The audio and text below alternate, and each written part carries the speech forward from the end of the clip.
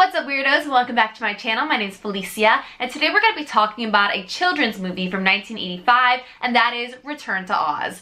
So I did not grow up with this movie, but I recently stumbled upon a Ranker article that basically was like top whatever reasons why Return to Oz traumatized all the kids of the 80s. And I was like, whoa. And so I clicked on the article and I was like, how have I never seen this movie? And so I bought it, I watched it, and wow.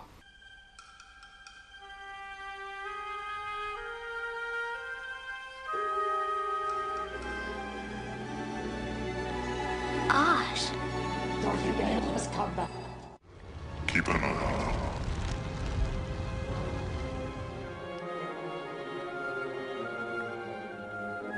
This is our old house. A tornado blew away. The yellow brick road. The Emerald City. What's happened to everybody? Where is the Scarecrow? What's happened? So this movie was written by Walter Murch and Gil Dennis and was directed by Walter Murch. And I will also add, just because I think it's important, it is the first and last movie he ever directed. Okay, so I sort of love this movie. It's very 80s in that it's very over the top, but it's also super creepy. It's sort of this mix of like the original Wizard of Oz movie and like Neverending Story, where it's sort of this like dystopian Oz. P.S. This review is full of spoilers because the movie came out in 1985, so sorry. Okay, so I have the DVD. I opened the package. I put it in the Xbox, which is how I watch DVDs. And then I was like, oh my god, Fairuza Balk. Which, if you don't know, she plays Nancy Downs, our witch and savior from The Craft. And also Vicky Valancourt from The Waterboy. What a career she has had. She's just amazing. And then while I was stalking her IMDb page, I also saw that in 1986 she was in this movie called The Worst Witch with Tim Curry. And I was like, how have I never seen this movie? And the pictures, very exciting. Here you go. How have I not seen that? So that's also next on my list. Maybe not for this channel, but just for myself. Blah, blah, blah. So this is Fairuza's first feature film, playing the lead. Very good job. She plays Dorothy, and it's like a couple months after Dorothy gets back from Oz, and she's like clearly suffering from severe PTSD. Her aunt and uncle think she's like totally crazy and don't understand like why she thinks she was in this place called Oz that doesn't exist. And so they take her to an asylum.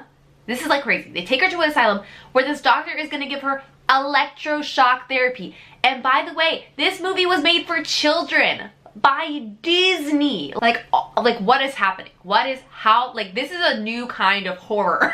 I was like, this is like seriously really scary. Like that's a real thing that happens to people. Like that's super scary. And she's like also like strapped to this like, you know, the rolly bed thing that they have at the hospital. She's like strapped to that with like leather buckles, and then they have this like thing on her head, and thank god the power goes out because there's some big lightning storm, and then this little girl saves her and takes her to Oz for a new adventure. Okay, so now that I'm really going here, I'm not actually sure this is a review. I think it's more just like my reaction to this film. So I just want to talk through the characters because they are wild and I'm obsessed with them, and also disappointed in some of them. So my favorite character was Princess Mombi. So she's this princess, lives in this castle by herself, like no guards really. Like literally Dorothy and her friends just like waltz on in. It's very funny. But she is this woman that has stolen all of these ladies' heads and keeps them in this room, this sort of like closet of heads. And then she wears them, whichever like I guess mood she's feeling like. And when she doesn't have the head on, she's just like a headless body walking around.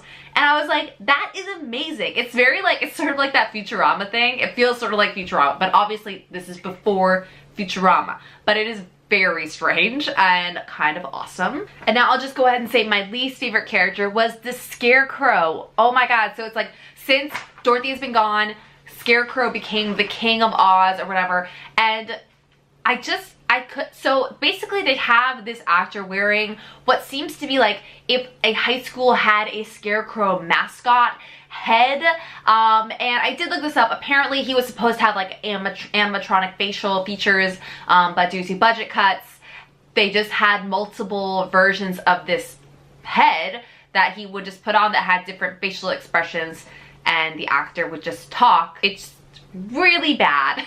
Like aggressively bad. Like it made me so sad. And I was like, what was wrong with the original Scarecrow from the original Wizard of Oz? Like obviously So this is the thing I'll get into later, but Disney produced this film, MGM produced the original Wizard of Oz, but it's like, why couldn't they just put a guy in some makeup? I would have been fine with it. I wouldn't have cared. I would have loved it. But this mascot head is bad. And now it's just a little bit about the rest of them. So Jack Pumpkinhead, so Dorothy sort of saves this Pumpkinhead. He looks very similar to Jack Skellington, which I'm like, there had to be some inspiration drawn from this. Like, seriously, it's like too close. But he's sort of weird too. So he, at some point in the movie, asks Dorothy to just call, he's like, can I call you mom? And the weird thing is that, like, Dorothy in this movie is like 11 versus like Judy Garland was like 17 when she filmed the original Wizard of Oz. Fairuza Balk is like 11 or 12, and he's just like walking around and be like, yes mom, blah blah, clearly played by like an adult male actor. It's just like, why? Like, that's so weird. Then we have TikTok, who's this casually very cool robot, but apparently, so it's like, to do the movement, to have the robot move, they had like a gymnast upside down inside the robot, so it's like legs are the gymnast's legs are the robot's arms, and the gymnast's hands are the robot's feet. And I'm just like, why could they not have made that easier? That feels like so much work. But it's fine. It was cool. I like TikTok. Polina. Polina is a chicken. Yes. My dog is... Oh my god. Yes. Hello? He's like, you're not looking... Oh my gosh. He's like, you're not looking at me, and that is rude.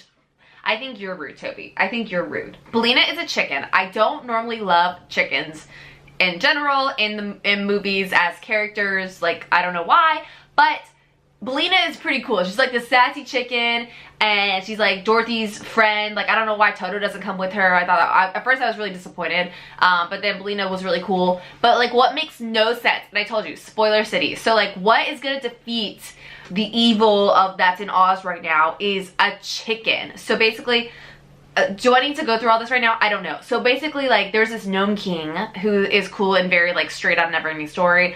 Neverending Story came out a year after this movie, so it's fine. So the way that he gets defeated is that Polina lays an egg in his stomach or whatever, and that defeats him. Like, everyone in this world's like scared of chickens. Like, Mombi's like, oh my god, like, I have to tell the gnome king that there's a chicken here. And I'm just like, what? Like, that's what's gonna defeat these evils, is a chicken? Like, I don't understand. Like, I didn't hate it, but I was like, this is very confusing and weird. But like, I guess it's a kid's movie, but even so, I was like, is this logic gonna work for a kid? I don't know. And then the last characters I'm gonna mention, because I think that moose thing is not even worth mentioning, it's just ridiculous. If you've seen it, you know what I'm talking about. It's a moose head with a couch body. Okay, now I'm talking about it. Moving on. The Wheelers. So the Wheelers, they have like wheels in their feet and their hands. I do not know how they trained all those actors to do this, because it is amazing. Like, they're fully acting while doing this like really hard new sport that they invented for this movie, and it's really, really cool. They sort of remind me of something that would have been like Spy Kids, like Fluke's like creations or something, but they're also like super rude. Alright, so like I said, I'm not really doing, this is barely a review. I think this is barely a review. So I'm not going to do my normal rating situation, because it's like, why for this? It doesn't make sense. But just like overall, I just think you should watch it. If you haven't seen this, I think it's a really crazy movie to just be like, this was made for kids, but it is so creepy and weird in so many ways that you're like, how? How is this made for kids? And then when you like look up sort of like how this movie was made, it's like there's so many like budget cuts that happened during this filming. Also, they like tried to fire the director and bring someone else in. It was like a whole mess. But the movie still got made and like had some sort of theatrical run, and now I can buy it on DVD, and it is a wild ride. Okay, and then bringing back that fun fact, y'all. Fun fact, here we are. The Wizard of Oz is like originally a book, right? And so the ruby slippers that you know from the original Wizard of Oz movie actually was invented by MGM for the film. It was not originally in the books, but it was for the movie because they had figured out this technical color situation. They were like, we want this like bright red sparkly thing. And so they wrote that in. And so in Return to Oz, so Disney made this movie, which is a different company, and they were like, we want to use the ruby slippers, but because it's not from the book, like they actually had to purchase the rights from MGM to use the ruby slippers in this movie. And honestly, they don't even have like that important of a role in this movie, so I'm like, was that like a waste of money? Maybe. but it's fine. But that's pretty cool fact, like that they're both based on the same story, but it actually really isn't a sequel because it's really like it's like a different company's full interpretation of the Oz world, but just like after the fact. If you guys saw it when you were a kid, I would love to know what you thought of this movie when you were a child. Please tell me down below, I'm dying to know. And if you saw it as an adult, what you think of it now, because there are some movies, particularly, oh my god, what's that movie, Magic in the Mirror, about the ducks that like make tea out of children. If you haven't seen that, it's crazy. But I like obsessively rented that movie as a kid. Like I watched it so many times, and then I watched it as an adult and I was like, what is this? Like this is so weird. And so I'm curious, like if you saw it as a kid, what did you think? If you saw it as an adult, what did you think? Tell me down below. If you haven't yet, please do subscribe to my channel. I put out new videos every Wednesday and Sunday, and some bonus videos for November, because why not, let's party. And I'll see you in my next video. Have a nice stream. Bye.